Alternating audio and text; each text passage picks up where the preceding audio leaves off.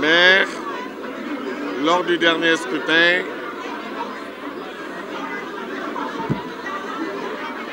qui consacrait pour la première fois l'élection du maire au suffrage universel direct. C'est un honneur pour moi aujourd'hui d'être là, entouré par les Ndjoumois. Et je me permettrai de remarquer particulièrement la forte présence de la jeunesse ndjoumoise, qui constitue aujourd'hui la frange la plus fragile mais la plus importante aussi de notre société. Donc, si vous me parlez de priorité, la priorité pour moi c'est de rendre confiance, de faire prendre à la jeunesse, de leur faire prendre confiance, de se rendre compte que l'avenir leur appartient et qu'ils ont les moyens de relever les défis, que nous ne pourrons pas relever. Ils pourront relever le défi du développement de l'Afrique. Parce que cette jeunesse-là a les moyens, a les capacités, d'ici une cinquantaine d'années, de faire de l'Afrique le continent le plus développé du monde. Donc, ma priorité, moi, c'est qu'ils prennent conscience de cela et qu'ils sachent que le chemin a été balisé par plusieurs générations.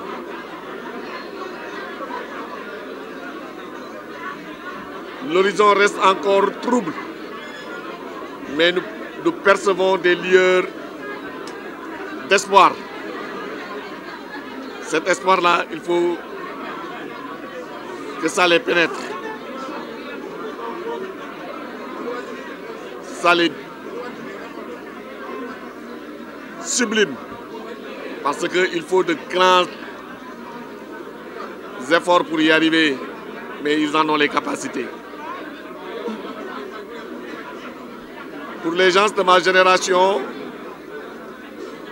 notre seul objectif, c'est de doter notre jeunesse de capacités nécessaires pour faire de notre Afrique, notre chère Afrique, le premier continent du monde. Je revenais maintenant, ça c'est un espoir, un grand espoir. Les priorités ont une déclinaison locale, parce que je suis maire, je ne suis pas un leader panafricaniste, je suis tout simplement porteur d'un espoir panafricain. Je suis aujourd'hui l'édile de la commune de Ndioum. La jeunesse m'a porté à cette victoire, cette grande victoire, c'est la victoire de la jeunesse. Je ne dédie pas la victoire de la jeunesse à la jeunesse, mais c'est la victoire de la jeunesse. Et je considère que je devrais, moi aussi, me mettre à la disposition de la jeunesse, parce que c'est l'avenir de notre ville. La priorité pour moi, c'est dans les 2 mois, engager le chantier avec le chantier pour rendre à tous les jeunes du mois leur dignité. Et la première chose à faire, c'est de faire de sorte qu'ils participent à la vie sociale, à la production de richesses dans cette ville. On en a les capacités et je vais m'y atteler. Nous avons élu un bureau municipal dans une ambiance de retrouvailles avec une écrasante majorité de Benno Bokk Yakaar et des forces de Benno Bokk Yakaar, avec 45 conseillers municipaux sur 46 qui sont de Benno Bokk Yakaar. Ça, c'est une satisfaction personnelle. mais une satisfaction que je partage avec mon ami, mon frère Kar Diallo, qui a pleinement œuvré à cela. Ça doit nous sublimer, nous aussi. J'utilise ce mot, la sublimation, c'est, pour parler comme les physiciens, c'est passer directement de l'état solide vers l'état gazeux, en sautant la fusion qui consiste à transformer le solide en liquide. La sublimation, c'est passer directement de l'état solide vers l'état gazeux. Cela veut dire qu'il faut qu'on saute des étapes. J'ai utilisé cette image-là parce que le chemin est long, mais nous devrons utiliser des raccourcis. Des raccourcis vers la performance. Seule la performance permettra cela. Je participerai aussi pleinement, très rapidement, à faire de notre jeunesse une jeunesse qui tend, qui travaille, qui œuvre pour atteindre la performance. Et c'est seulement ça l'issue. Voilà mon grand chantier. Ensuite, peut-être une vision. Ensuite, il sera... Là, le travail commence déjà. Hein. J'ai été réélu. J'ai commencé des chantiers, il faut les terminer. J'ai été auprès de tous les Ndjoumois. J'ai parlé d'un projet de société. Ils ont collé à cela.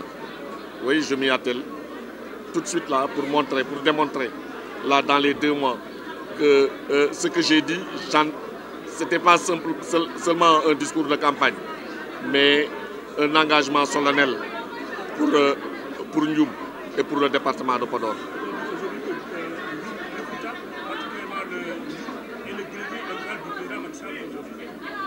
Oui, Ndioum est une ville historique. L'histoire du Fouta, l'histoire de Ndioum colle à l'histoire du Fouta, donc à l'histoire du Sénégal, à l'histoire du Tekrour, à l'histoire de l'Afrique. Ndioum a toujours été un pôle d'excellence intellectuelle, un pôle d'excellence culturelle, un pôle d'excellence dans la production. Donc aujourd'hui, moi, je suis fier d'être Ndjoumois, je suis fier d'être l'édile de Ndioum, et j'ai une obligation de porter, de continuer à porter le flambeau de Ndioum, de le porter très haut. Et j'ai une chance que les autres n'avaient pas. J'ai une chance d'avoir une jeunesse instruite, j'ai une chance d'avoir une jeunesse fière, j'ai une chance d'avoir une jeunesse prête à relever tous les défis, prêt à aller au combat. Ce sont des guerriers, ce sont des maraudis. Donc, voilà cette chance-là, nous allons l'exploiter à fond. damay sant yàlla julli ci yonent Muhammad sallallahu alayhi wa sallam julli yàlla ci dañuy julli ci moom tamit di sant samay waajur di beral cant sa maam di ma yar ma ne tey bis bu rëy la ci man ndax lan mu rëy dama gis que ne ñi ma wër ay xale lañu te tey chantier bi gën a rëy bi nga xam ne ci la ñu toll ñun Afrique ci la ñu toll ñun fii ci Sénégal président Macky Sall xam ko fii lañ toll tey fii ci Fouta mooy chantier xale yi ñu fexe ñu xam seen bopp ñu xam lan la ñuy xaar ci ñoom yoon bi guddoon na lool ay africains ñu ngi xeex boobu ba léegi mais tey egsi na que tey ñu Afrique fii ak juróom fukki at bu fa eggee Afrique nekk continent bi gën a développé ci Afrique ci àdduna bi loolu nag ñoom yàlla daf leen a may chance boobu ñu ngi koy gis ci seen taxawaay chance boobu ñu ngi koy gis seen fit chance boobu ñu ngi koy gis seen xol wane nañ ko barki démb bi Sénégal jëlee kan bi gis nañ ne ñoom ñëpp Sénégal mun nañu ànd ci am benn xol gis nañ ko ci seen bëgg-bëgg gis nañ ko ci seen topp gëm seeni njiit di déglu loolu chance boobu nag moo tax man dama kontaan tey ànd ak ñoom jàppale leen nekk seen wet nekk seen kanam nekk ci seen ginnaaw pour que ñoom ñu xam que ne tey combat bi doon xeex ci ay at ay siècle tey ñoom yàlla may nañ leen ne mun nañ ko sottil mooy jël Afrique teg ko ci kaw lépp ci loolu nag bu ma waxee Afrique xam ne dama ci jox Sénégal place bu rëy ma ci jox Sénégal place bu rëy jox ci région de Saint-Louis place bu rëy jox ci département de Podor place bu rëy mais man fi ma toll tey nga xam ne maire Ndioum laa tam Ndioum laa war a waxal ma bëgg Ndioum nekk ci feeñ ci gën ci rëy ci lépp ku ci rëy rek Ndioum na ci gën a rëy parce que loolu xale yu Ndioum liñ ma defal jar na ko parce que élection bi xam nga da ngay def élection ba pare ne ko jël naa ko jégal naa ko xale yi mais déedéet xale yi ñoo ma jël teg ma seen kanam loolu lu rëy la ci man te mbon ci fan yu néew ci lu gàtt li may def mooy fexe ba xale yi xam ne dëkk bi réew mi kër yi ci seen loxo la nekk ñun dañ leen di àndal pour que ñu jëmale suñu réew mi kanam loolu laa jàpp.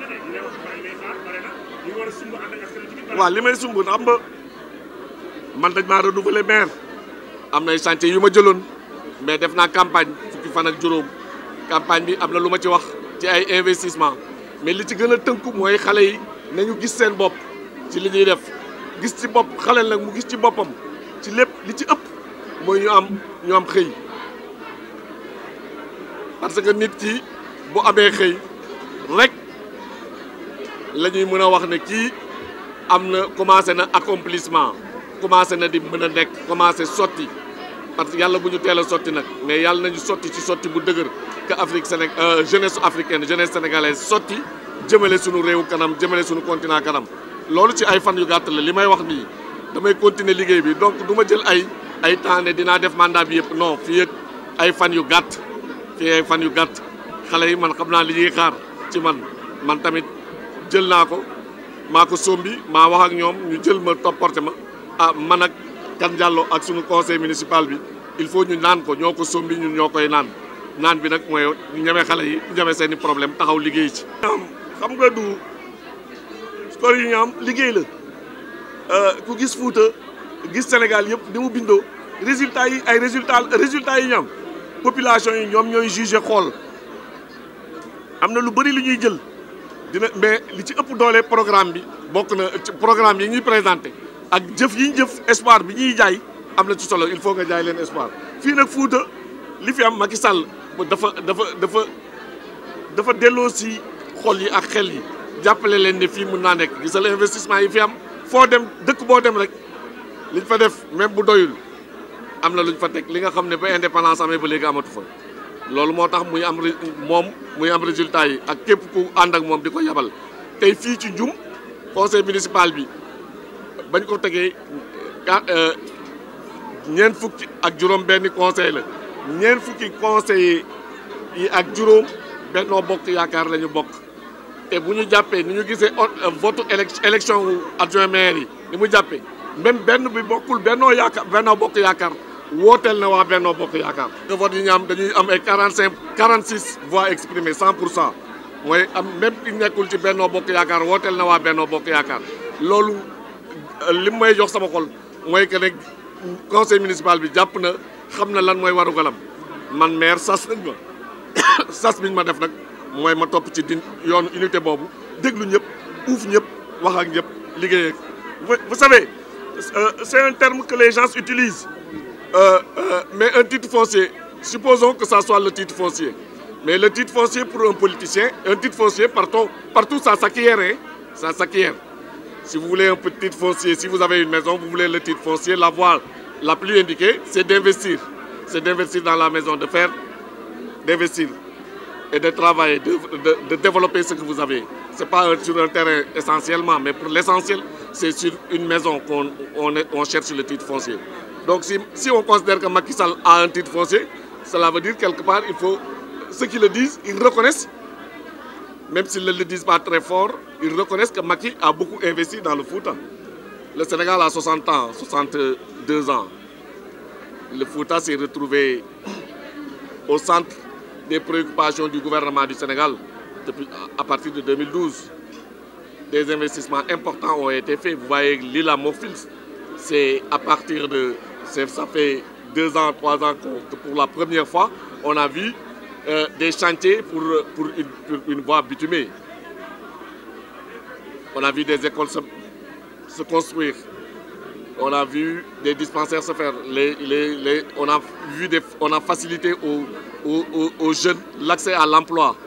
On a construit l'espoir autour des jeunes. Et ça, inévitablement, ça donne un résultat d'un point de vue électoral. Parce que les gens se collent à ce qui se fait. Maintenant, si c'est un titre foncier, donc Macky a payé le prix qu'il fallait pour en faire un titre foncier. Ça devrait être le cas dans beaucoup de zones du pays. Macky devrait avoir, si c'est uniquement sur le bilan, même si à des moments bien déterminés, certains ont investi dans d'autres zones, plus que dans le Fouta. Mais ce que Macky a fait dans ce pays-là, aucun président ne l'a réalisé. Donc c'est le Sénégal qui est le titre foncier de Macky Sall. Mais nous sommes dans un système démocratique, c'est évident. Mais moi, ce que je veux dire, c'est que ceux qui le disent, c'est parce qu'eux aussi, ils aspirent à cela. Maintenant, il faut s'investir. Maintenant, je pense qu'aujourd'hui, au Sénégal, je l'ai dit tantôt, la vision du président Macky Sall donne l'espoir à la jeunesse et nous allons œuvrer pour renforcer cela.